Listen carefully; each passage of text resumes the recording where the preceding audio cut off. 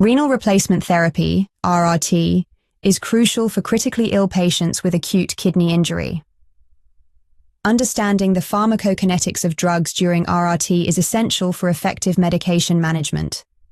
Different RRT modalities, such as intermittent hemodialysis, IHD, continuous renal replacement therapy, CRRT, and sustained low-efficiency dialysis, SLED, require tailored drug dosing strategies to optimize patient outcomes. Renal replacement therapy, RRT, is crucial for critically ill patients when conventional treatments fail. Understanding the indications for RRT, such as severe metabolic acidosis and life-threatening hyperkalemia, is vital. Pharmacists play a key role in optimizing therapy by navigating complex pharmacokinetic changes and selecting appropriate RRT modalities like intermittent hemodialysis, IHD, continuous renal replacement therapy, CRRT, and sustained low-efficiency dialysis, SLED, for patient-specific needs. Renal replacement therapy, RRT, is crucial for severe refractory metabolic acidosis, life-threatening hyperkalemia, and severe hyperphosphatemia. It addresses toxic ingestions like lithium, salicylates, methanol, and ethylene glycol. RRT is essential for refractory fluid overload, causing pulmonary edema and compromised cardiac function, as well as uremic complications such as encephalopathy, pericarditis, and bleeding diathesis. Intermittent hemodialysis, IHD, offers rapid solute and fluid removal in 3 to 4 hours, but is unsuitable for hemodynamically unstable patients. Continuous renal replacement therapy, CRRT, is ideal for such cases, with continuous venovenous hemofiltration, CVVH, continuous venovenous hemodialysis, CVVHD, and continuous venovenous hemodiafiltration, CVVHDF, offering convection, diffusion, and mixed mechanisms, respectively.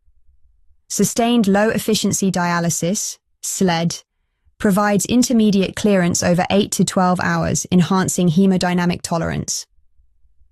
Drug dosing in renal replacement therapy, RRT, is influenced by molecular weight, protein binding, and volume of distribution. High volume of distribution drugs like digoxin are less impacted by renal replacement therapy, while low protein-bound hydrophilic drugs are significantly cleared. Renal replacement therapy modality, filter type, and flow rates further affect drug clearance, necessitating careful consideration for optimal dosing. In intensive care unit settings, V-lactams require dose adjustments due to renal replacement therapy clearance. Vancomycin's area under the curve minimum inhibitory concentration ratio must be monitored as continuous renal replacement therapy significantly increases its clearance. Aminoglycosides exhibit unpredictable kinetics, necessitating close monitoring of peaks and troughs. Unfractionated heparin is often used in continuous renal replacement therapy with regional anticoagulation strategies. Opioids, antifungals, and antivirals need individualized dosing for optimal outcomes.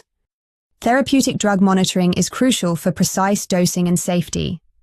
Administer doses post-dialysis to avoid drug removal.